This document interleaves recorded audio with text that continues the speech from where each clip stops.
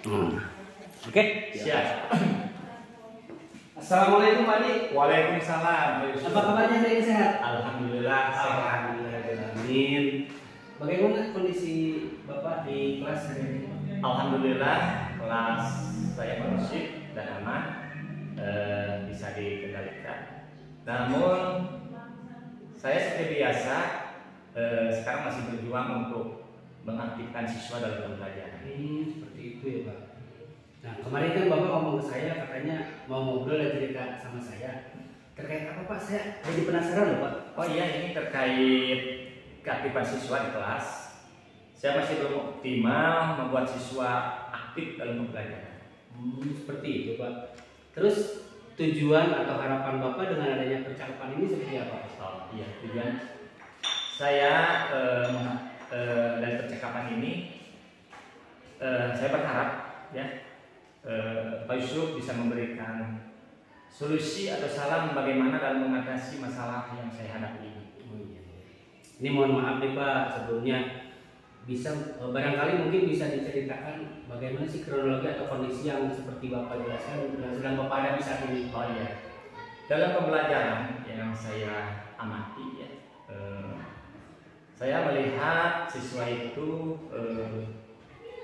masih belum aktif, tidak gairah dalam mengikuti pembelajaran, sehingga proses pembelajaran yang dilaksanakan belum optimal gitu. Oh iya, tepat sekali Pak, keaktifan siswa memang penting ya Pak ya dalam pembelajaran.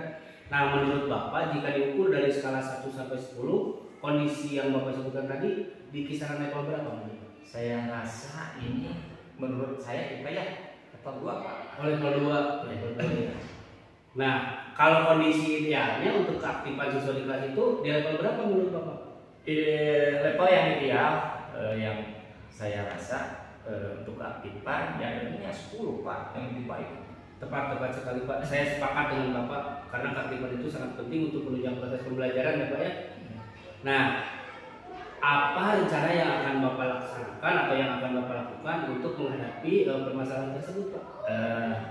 Tentunya untuk masalah ini saya sebagai wali kelas ya, saya akan menganalisis apa yang menyebabkan siswa tersebut yang menjadi kurang aktifnya. Pertama yang akan menganalisis apa penyebab utamanya.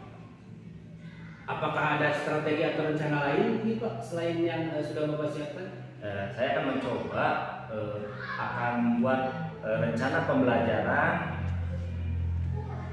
dengan metode diskusi dan kelompok dan diintegrasikan dalam kuisis serta gambar-gambar yang menarik yang menantang sehingga siswa insya Allah dengan seperti itu akan aktif Pak. Alhamdulillah. Nah untuk hal pertama atau yang sesegera mungkin akan Bapak laksanakan apa Pak?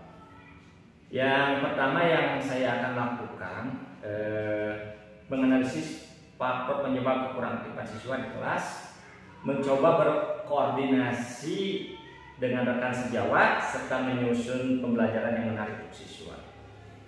Alhamdulillah. Nah, siapa yang akan Bapak ajak bekerja sama atau berkolaborasi untuk menghadapi masalah? Untuk berkolaborasi, saya akan mengajak rekan sejawat, terutama kelas tinggi ya, kelas 5, kelas 6. Kemudian saya akan meminta arahan dari Bapak Kepala Sekolah. Nah, pada saat pelaksanaan rencana, mungkin saja ada hambatan atau halangan dan sebagainya Pak.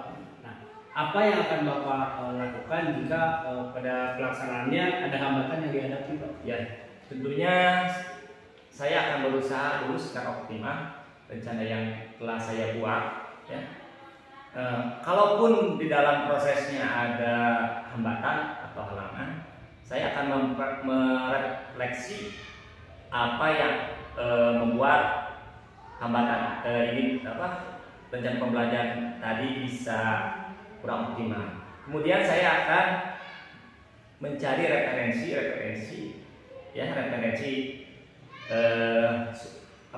pembelajaran tersebut supaya menarik. Kemudian akan mencari alternatif yang bisa dilaksanakan melalui percakapan dengan Bapak dan rekan kerja tim saya. Iya. Nah, sekarang bagaimana perasaan Bapak terkait komitmen dan tanggung jawab Pak Adi ke depannya untuk keaktifan siswa tersebut? Ya, komitmen dan tanggung jawab utama saya ini memastikan siswa kembali aktif dalam pembelajaran di kelas, Pak. Nah, Pak Adi, setelah percakapan kita ini, bagaimana perasaan Bapak? Alhamdulillah sudah ada pencerahan. Saya merasa semakin bersemangat untuk segera menyelesaikan masalah siswa tersebut. Alhamdulillah ya Pak, saya juga merasa senang karena dapat sharing pengalaman dengan Bapak. Saya juga mendapat hikmah dari perbincangan kita ini. Saya dapat mengambil pelajaran dari Bapak. Salah satunya Bapak memiliki motivasi yang tinggi untuk menyelenggarakan pembelajaran yang berkualitas, terutama terkait keaktifan siswa di kelas ya Pak ya. Ya. Nah, mungkin kedepannya kita perlu sharing kembali ya Pak ya, untuk membahas progres terkait dengan masalah yang sudah Bapak hadapi serta rencana untuk mengatasi masalah tersebut. Nah, boleh ya Pak Adi ya? Ya, boleh. Nah, insya Allah minggu depan atau mungkin besok kita sharing lagi untuk memastikan tingkat keberhasilan dari rencana yang Bapak laksanakan tersebut. Ya, siap. Ada lagi yang bisa saya bantu? Untuk sekarang alhamdulillah sepertinya cukup, Pak. Terima kasih atas waktu support dari Bapak. Baiklah kalau begitu saya izin pulang duluan ya Pak. Kebetulan saya ada kegiatan lanjutan setelah ini. Terima kasih atas waktunya Pak ya. Ya, sama-sama. Anak-anak siap. Kita mulai ya pembelajarannya. Bismillahirrahmanirrahim. Assalamualaikum warahmatullahi wabarakatuh. Baik, supaya proses pembelajarannya lancar, ya. Coba sekarang pimpin dulu keduanya. Silakan Anda lanjutkan. Teman-teman siap, duduk siap. Sebelum belajar mari kita berdalam hati. Mulai. Doa selesai.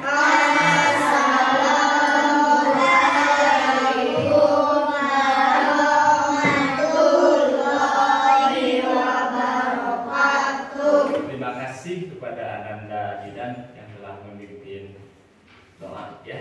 Pahlawan, Bapak akan tampilkan dulu pahlawan yang biasa kalian tonton di dunia perfilman. Coba siapa yang pernah lihat pahlawan yang ada di dunia perfilman, baik itu di film kartun atau film yang lainnya? Siapa atau siapa? Ada yang tahu? Tokoh pahlawan. Dari film ini dulu, kartun. Dari film kartun atau dari film? Kalau nonton film kartun kan? Kalau nonton film siapa? Kerasakti. Siapa lagi? Kerasakti. Siapa lagi? Oh, Rame. Siapa lagi? Jackie Chan. Kian Santang. Kita cek ya apakah ada yang disebutkan oleh kalian ya?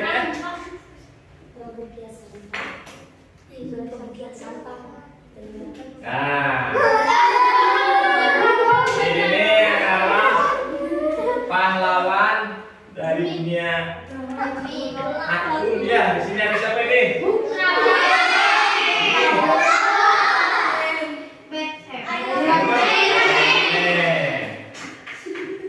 Nah, ini siapa? Yang ini lagi siapa lagi? Superman dan Oke, dari pahlawan yang kalian tonton barusan, layakkah tokoh-tokoh disebut sebagai pahlawan? Layak. Alasannya apa?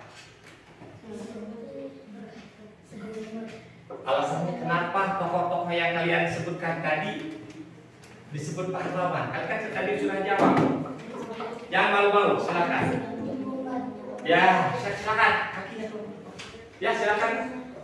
Silakan. Iya, membantu orang lain. Apa lagi? Ada lagi?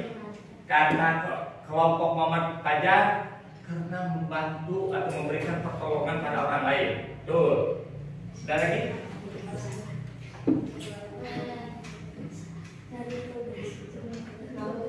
Silakan kelompok Sira. Apakah sama? Sama ya. Baik. Ya, itu pahlawan itu adalah salah satu sosok yang bisa memberikan bantuan atau pertolongan kepada itulah disebutkan pahlawan. Nah, jangan lupa di negara kita juga memiliki beberapa pahlawan. Yang akan Bapak jelaskan hari ini ada beberapa pahlawan yang menentang penjajahan Belanda ya. Nah, ini siapa? Patimu? Dari mana? Dari Maluku. Ya. Ini menentang penjajahan Belanda tidak? Menentang ya. Menentang karena penyebabnya yaitu Belanda ikut campur dalam perdagangan rempah-rempah, menguasai dengan semena-mena perdagangan rempah yang ada di Maluku. Maka timbullah pertentangan yang dipimpin oleh Pertimuran. Nah, ini siapa? Pangeran Diponegoro. Berasal dari mana? Dari mana Pangeran Diponegoro teh?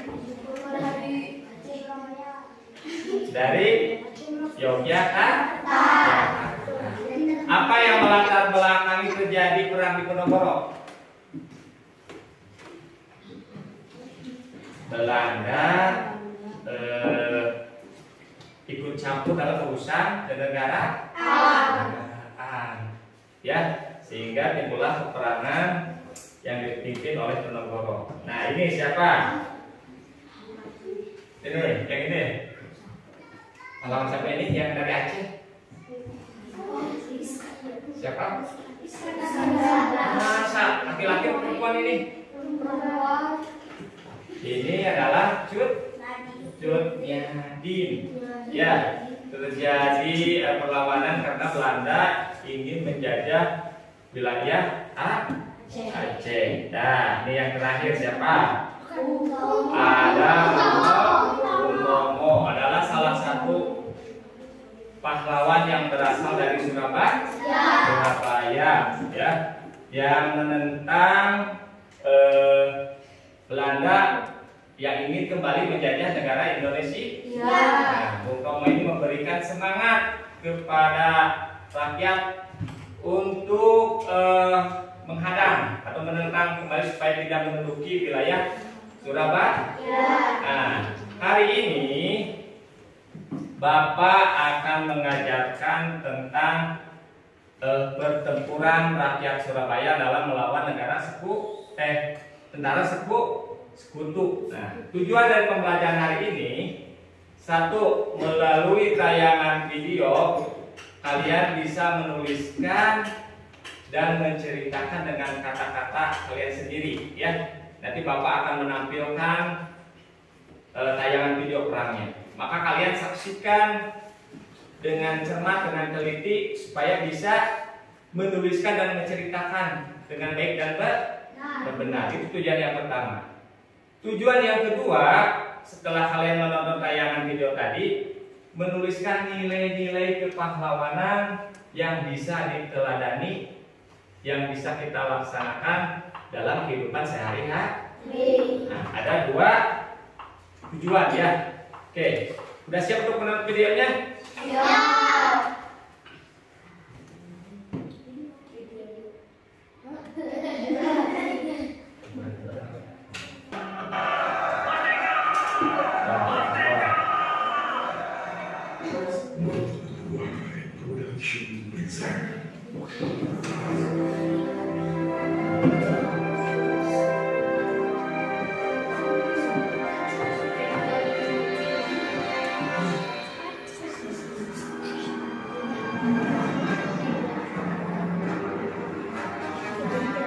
Tentara Inggris mendarat di Surabaya pada tanggal 25 Oktober 1945.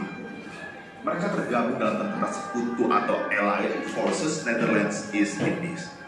Selain tentara Inggris, tentara Belanda yang tergabung dalam Netherlands Indies Civil Administration atau NICA juga ikut membonceng Inggris mendarat di Surabaya. Tentara sekutu datang ke Surabaya untuk menjalankan misi penting, yaitu untuk melucuti senjata Jepang dan membebaskan para tawanan perang. suatu tujuan yang disambut baik pada awalnya oleh para pejuang Indonesia. Namun misi pasukan sekutu itu hanya berupa kedok saja. Sesungguhnya, mereka juga punya maksud tersembunyi, yakni untuk membantu Belanda menjajah kembali Indonesia. Sejarah 10 November pada mulanya dipicu oleh insiden di Hotel Yamato pada 18 September 1945. Saat itu, tentara Belanda yang bernama Blumen mengibarkan bendera Belanda di puncak Hotel Yamato. Walah rek, Soko yang kurang ajar berani ngibarin bendera Londo di situ. Pelecehan ini, negara kita sudah merdeka. Berani-beraninya mereka mengibarkan bendera Londo tanpa izin. Peristiwa ini membuat kegaduhan di kalangan penduduk Surabaya dan terdengar oleh para pemuda Indonesia. Mereka segera menuju Hotel Yamato untuk mencari pelaku yang mengibarkan bendera Belanda itu.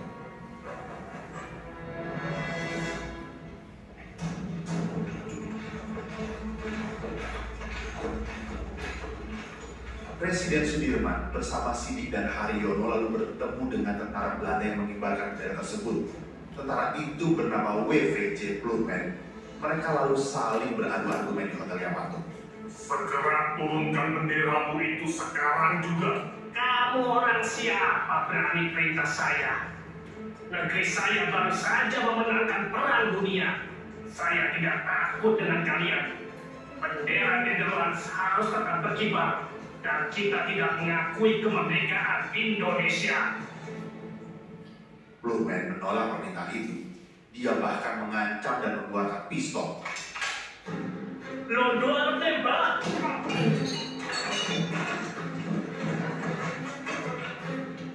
Perkelahian di lobi hotel itu pun tak terelakkan.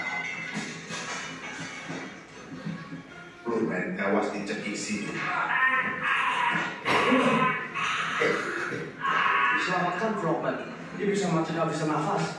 Saya mau orang yang Dan Sidik pun tewas di tangan tentara Belanda lainnya. Sementara itu, Sudirman dan Haryono berhasil keluar dari Hotel Yamato. Haryono dan seorang pemuda bernama Kusno Wibowo kemudian memutuskan untuk memanjat ke puncak Hotel Yamato. Mereka pun merobek warna biru di bendera Belanda tersebut sehingga menjadi bendera berwarna merah putih.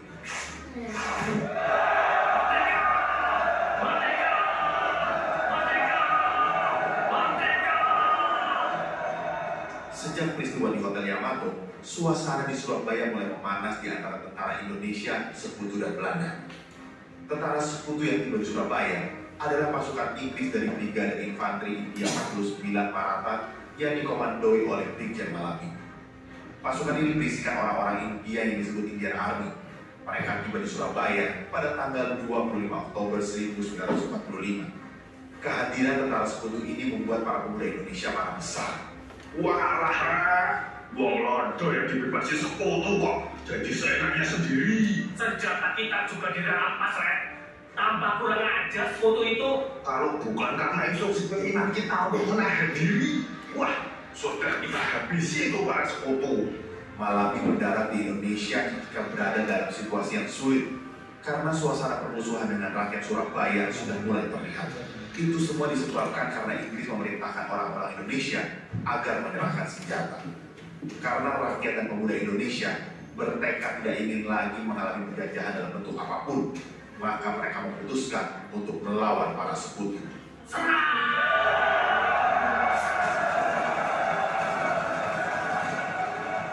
Surabaya pun akhirnya menjadi medan pertempuran. Pertempuran itu terjadi selama 3 hari antara Brigade 49 dengan pejuang Republik dari berbagai elemen Surabaya. Mantan Letnan Kolonel Sekutu A.J.F. Dalton menggambarkan 3 hari itu sebagai neraka. Banyak pos militer Inggris yang hancur. Para pejuang Indonesia yang sudah semakin marah terus menggempur pasukan Inggris hingga pasukan Inggris kewalahan dan hampir habis dalam pertempuran yang berlangsung pada tanggal 28 sampai 29 Oktober 1945. Gawat, pejuang Republik berhasil membuat pasukan kita kewalahan. Kalau keadaan begini terus, lama-lama pasukan Inggris akan habis. Oleh Sandi, segera laporkan kalian pasukan kita kepada Mayor Jenderal Hauter di Jakarta.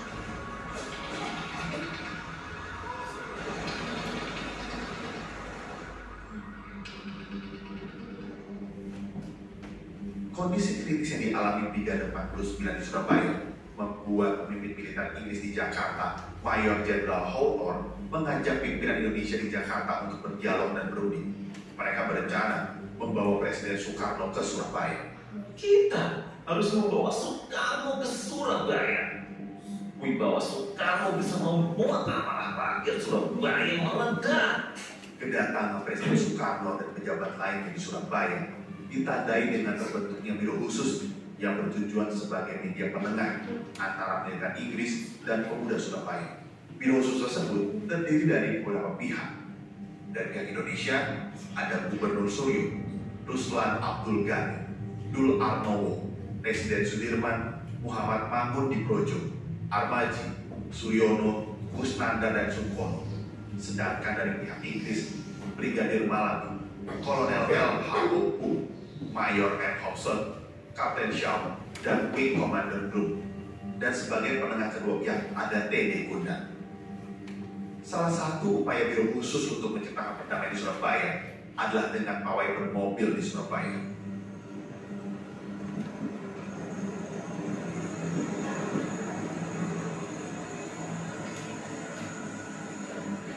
Pada tanggal 30 Oktober 1945, Dul Arnowo dan Malabi sempat duduk di kap mesin sebuah mobil. Setelah melewati gedung The Tevez, rombongan lalu mengarah ke Jembatan Merah. Di sana mereka berhenti di gedung Internasional yang menjadi tempat berkumpulnya prajurit Inggris berdarah India. Rakyat di depan gedung Internasional yang awalnya tampak tenang, timbul amarahnya dengan ratus-ratus orang mengejar iring-iringan dan menutupi jalan, hingga memaksa rombongan untuk berhenti persis di muka Jembatan Merah.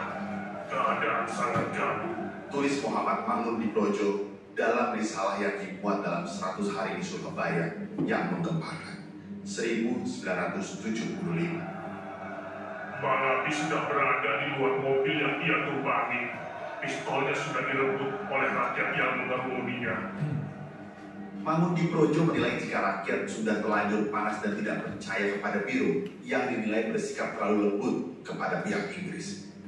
Sebetulnya, masa yang berkerumun itu tidak tahu siapa Malabi. Ketika Malabi hendak masuk ke dalam gedung Internasional, ia dihadang oleh massa di luar gedung.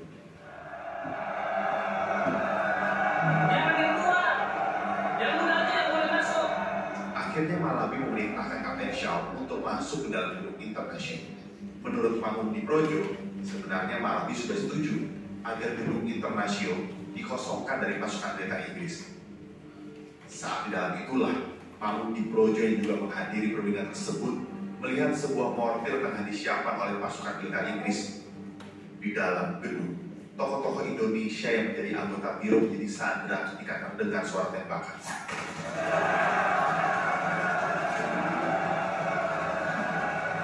Tidak diketahui siapa yang memulai tembakan. Beberapa perwira Inggris yang ada di dalam gedung Internasional begitu khawatir pada Malabi yang berada di tengah kerumunan massa.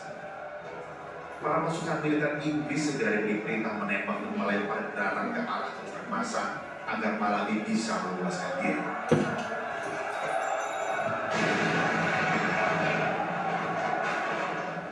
Keputusan itu memang berhasil membubarkan massa yang mengerumuni mobil yang ditumpangi oleh Malabi. Namun Malabi masih berada di dalam mobil tersebut. Menurut sejarawan David Well dalam The Birth of Indonesia, ia mengungkapkan jika Malabi bersama beberapa perwira Inggris yang lainnya sedang duduk di dalam mobil ketika terjadi insiden baku tembak.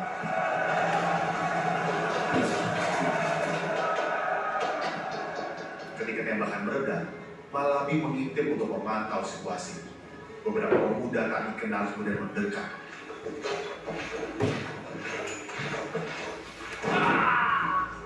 Kapten R.C. Smith, seperti dikutip J.K. Apparent dalam Ukil Brigadir Malabi 1975, melihat ada pemuda menembak Malabi dari jarak yang cukup dekat, dan itulah akhir hayat Malabi.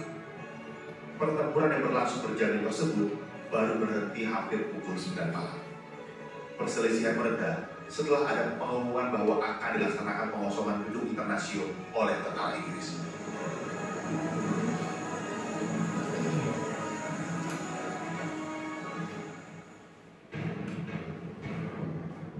Pasukan Inggris akhirnya mengosongkan diri, dari gedung Internasio dan diangkut oleh truk-truk yang disediakan oleh pihak Indonesia.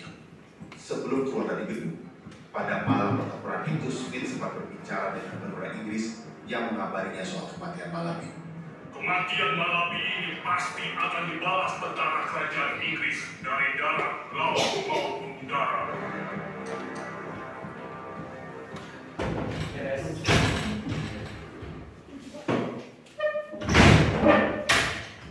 Sekarang silakan tugasnya dikerjakan berkelompok. Apa yang kalian lihat, apa yang kalian tonton, apa yang kalian dengar dari video ini, silakan diskusikan, tuliskan ya sama kelompoknya. Bapak beri waktu 10 menit bikin satu bait ya, minimal 10 baris. Silakan Bapak berbarengan berdiskusi.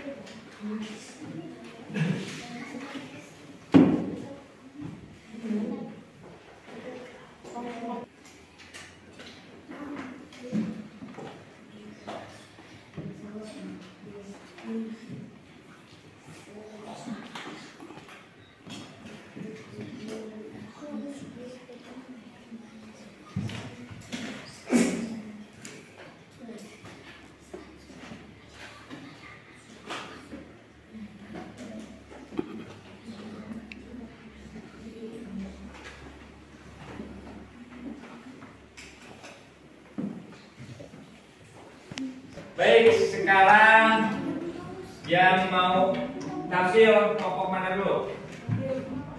Presentasikan di depan, saatnya presentasi. Yo, harus siap, silakan. Ya, presentasi.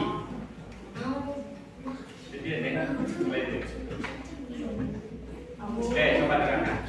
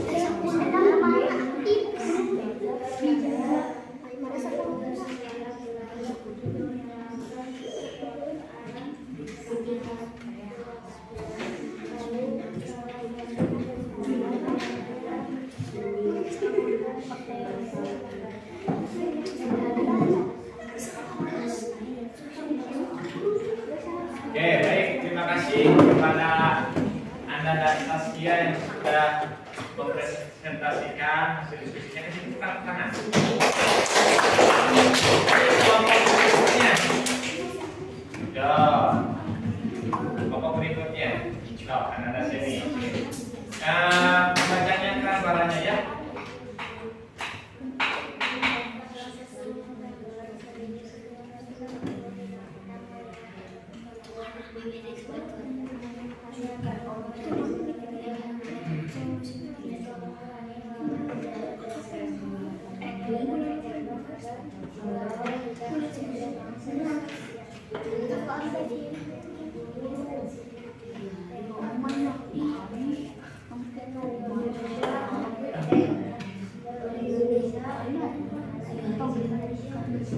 Terima kasih Anda Seni yang sudah mempresentasikan. Sini sekarang. Terakhir kelompok aktif dari usaha. Yang keras, Siti.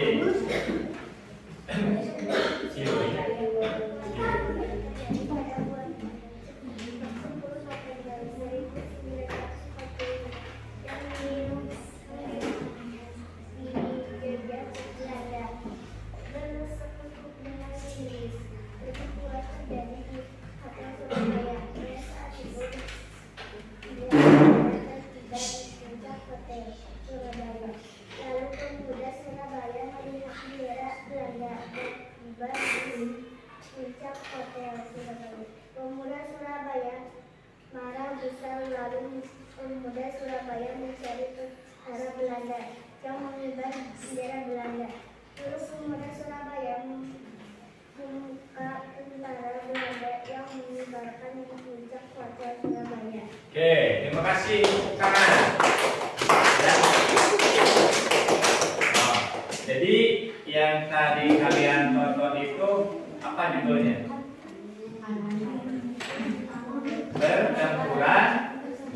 Pertempuran di Surabaya. Bapak sudah mendengarkan hasil presentasi dari 3 kelompok, ya. Pada dasarnya sudah baik dalam menuliskan dan menceritakan. Jadi dari tayangan tadi bahwa tentara Inggris itu datang ke Surabaya pada tanggal 25 Oktober 1945, ya. Mereka diboncengi oleh Belanda, ya, yang Belanda bergabung dengan sekutunya ikut dengan Nika. Nah, tujuan kedatangan tentara sekutu, ya, termasuk Inggris, pada awalnya disambut baik oleh rakyat Indonesia, ya, karena mereka menganggapnya ingin melucuti tentara Jepang dan membebaskan tawanan perang. Tapi mereka mempunyai tujuan lain, yaitu ingin mengembalikan Belanda supaya menjajah lagi di negara Indonesia. Padahal pada waktu itu negara Indonesia sudah merdeka tanggal 17 Agustus 1945. Nah, kemudian pada tanggal 10 November 1945, pada awalnya yang memicu peperangan ini ada salah satu tentara Belanda yang memasang benderanya di atas Hotel Yamato. Ini yang memicu apa? Memicu amarah para pemuda yang berada di Surabaya. Kemudian dari perwakilan pahlawan para pemuda di Surabaya ada Jenderal Sudirman, siapa lagi? Tadi deh. Sidik, siapa lagi? Terus Haryono mengunjungi salah satu tentara Belanda yang memasang bendera di atas Hotel Yamato, yang mereka berunding, ya. Jenderal Sudirman menyuruh untuk menurun, akhirnya mereka tidak mau. Akhirnya terjadi perkelahian. Siapa yang dicekik itu? Yang dicekik tentara Belanda, yaitu WPJ Pulvan oleh siapa? Oleh Sidik. Mati nggak itu? Mati. Tapi Sidik pun juga mati ditembak oleh tentara Belanda. Nah, dan Jenderal Sudirman dan Haryono berhasil keluar dari Hotel Yamato, dan Haryono menurunkan dengan salah satu temannya yaitu Kusno Wipo, merobek bendera yang warna birunya agar menjadi merah putih. Nah, terus kejadian berikutnya, setelah kejadian tersebut memanas antara tentara Belanda, tentara Indonesia, terus apa lagi? Tentara Inggris. Situasinya memanas. Akhirnya diambillah perundingan dengan membawa tokoh presiden kita yang pertama siapa? Soekarno. Nah, dari perundingan tersebut, ya, di dalam hotel tadi, namun rakyat tidak percaya akan perundingan tadi, ya. Akhirnya terjadi apa? Terjadilah pertempuran yang besar. Di kedua belah pihak banyak korban meninggal, dan dari pimpinan tentara Inggris sekutu yang itu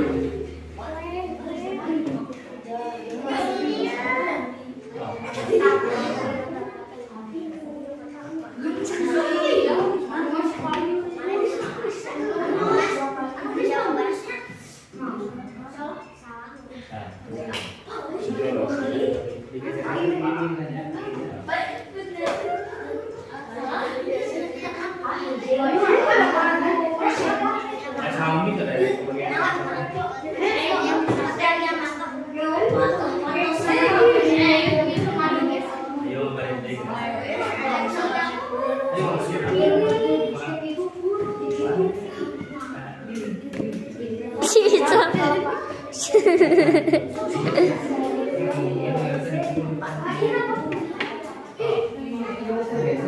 pilih mana jawaban itu? Oi. Oi. Ayo balik dia itu biar masuk. Sam. Sam.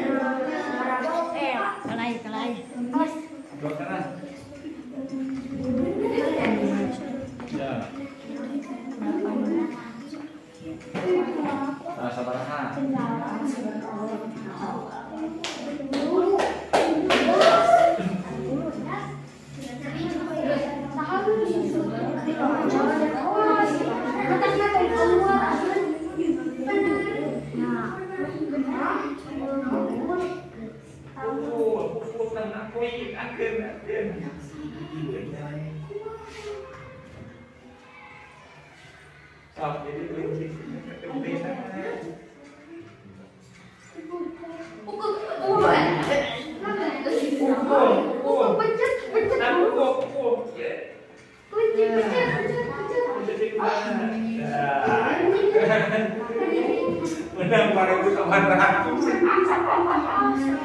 Ini kan jauh aja. Oh, kembali. Baca deh.